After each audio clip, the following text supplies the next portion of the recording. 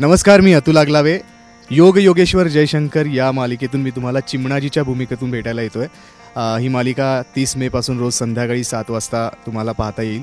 आणि ही भूमिका खरं तर मला मिळाली यासाठी मी महाराजांचेच आभार मानतो. खूप चॅलेंजिंग भूमिका आहे, ज्या भूमिकेची मी फार वाट पाहत होतो बऱ्याच काळापासून.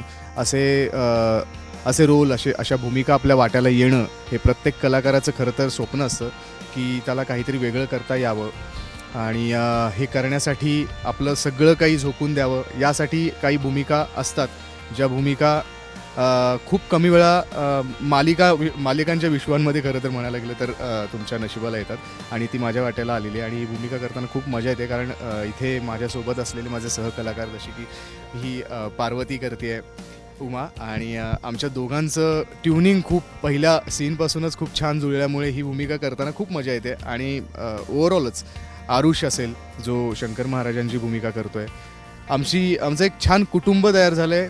आणि इथे तुम्ही बघू शकता की हा जो सेट आहे हा इतका अप्रतिमरित्या बांधला गेला आहे की हे खरंच आमचं घर झालेलं आहे आणि इथून पुन्हा कुठे जावंसं वाटत नाही.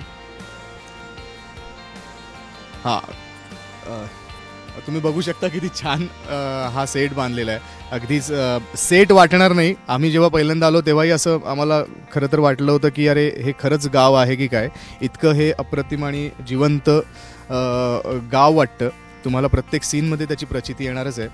आणि खूप काही शिकायला मिळतं इथे, कारण आमचे लेखक शिरीष लाटकर सर हे ज्या पद्धतीने सीन लिहितात आणि जे सीन आमच्या वाट्याला येतात ते करताना इतकी मजा येते, कारण हे सीन एक्झिक्यूट करताना आमचे दिग्दर्शक रघुनंदन बर्वे आम्हाला खूप मदत करतात. रघुदादाबरोबर मी कलर्स मराठीवरचीच तू माझा संगाती ही मालिका केली होती, ज्यात मी विठ्ठलाच्या भूमिकेत होतो.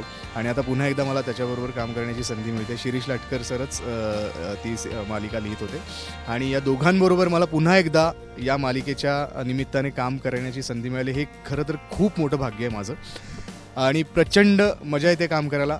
आपण उमाला विचारूयात. उमा, तुझा काय एक्सपिरियन्स आहे एकंदरीत काम करण्याचा? मला ना एक छोटा अनुभव शेअर करायचा आहे ही मालिका कशी मिळाली त्याबद्दल. तर जेव्हा ही मालिका करायचं मी ठरवलं त्याच्यानंतर आम्ही पुण्याला गेलो होतो फॅमिलीबरोबर. आणि त्याआधी महाराजांची सेवा माझ्याकडून कधी झाली नव्हती किंवा फार तसं काही म्हणजे योग आला नव्हता म्हणूया आपण. तर जेव्हा माझे सासरे अचानक एक दिवस म्हणाले की मी जरा बाहेर जाऊन येतो, आणि ते बाहेर गेले होते आणि अचानक आले आणि म्हणाले की हा प्रसाद खा. तर मला कळलं नाही की अचानक हा प्रसाद कसला आहे. तर नंतर त्यांनी आम्हाला सांगितलं मी खाल्ल्यावर की हा शंकर महाराजांच्या मी मठात गेलो होतो पुण्याजवळ जो आहे फेमस, तर त्या मठातला हा प्रसाद आहे. आणि जस्ट मी घरी तेव्हा सांगितलंही नव्हतं कुणाला की मी महाराजांचीच मालिका घेतलेली आहे. आणि याआधी असं कधीच झालं नव्हतं की घरी त्यांचा प्रसाद आला आहे किंवा काही. तर मला वाटतं असं म्हणतात की महाराजांच्या सेवेत तुम्ही जर का गेला तर त्यांचा अनुभव असा ते देतातच काही ना काहीतरी. तर माझ्यासाठी मी हा अनुभव मानते, कारण माझे सासरे तेव्हा म्हणाले की मी निघत होतो तर ते जे पुजारी होते ते मला म्हणाले की थांबा, हा प्रसाद तुम्ही घरी घेऊन जा. तर इतकं मला वाटतं हे छान जुळून आलेलं आहे. महाराजांचा आशीर्वाद आहे आमच्या सगळ्यांवरच. छोटा आरुष पण आमचा अप्रतिम काम करतोय. त्यामुळे ओव्हरऑल हे प्रोजेक्ट हा म्हणाला तसं रघु सर आमचे कॅप्टन ऑफ द शिप आहेत, शिरीष सर आहेत, त्याच्यानंतर संजय झणकर, चिन्मय, हे सगळे अप्रतिम टीम आहे या पूर्ण प्रोजेक्ट मागे. आणि आम्हाला खरंच खूप मजा येते जबाबदारीने हे प्रोजेक्ट पार पाडायला.